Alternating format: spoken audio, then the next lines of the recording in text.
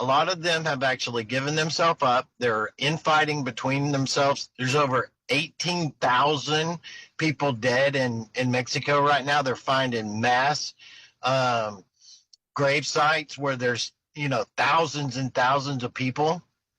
And it's really bad. A lot of stuff is actually happening, and it just can't be put out there into the public space in a way that it would just shock and freak everyone out completely. I mean, completely. They would lose it. Yep.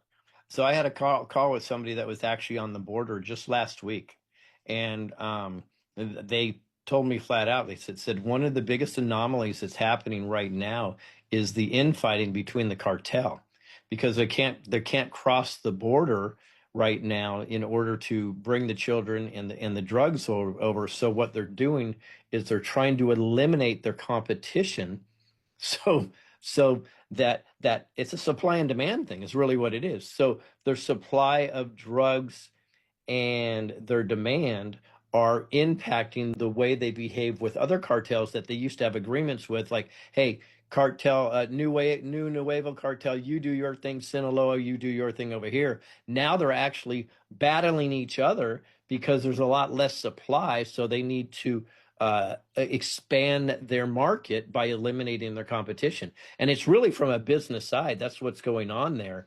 And there's also reports that the Marines are down there actually doing some work also, so which is pretty cool. So we got special forces on Mexico side. We have our guy. The Marines are actually on the other side. So back last year, we had Mexican special forces and Mexican soldiers that were part of the White Hats that were being trained in Colorado. We actually talked about this. They were brought up there underground. They were actually training up there in Colorado. And basically they're back and they're fighting down there hardcore with the actual cartel. They're taking them out. A lot of the actual senior cartel family members have actually turned themselves in and came across the border.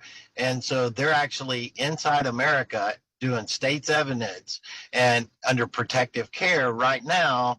And so the circumstances that nothing is as people think it is. I mean, absolutely nothing.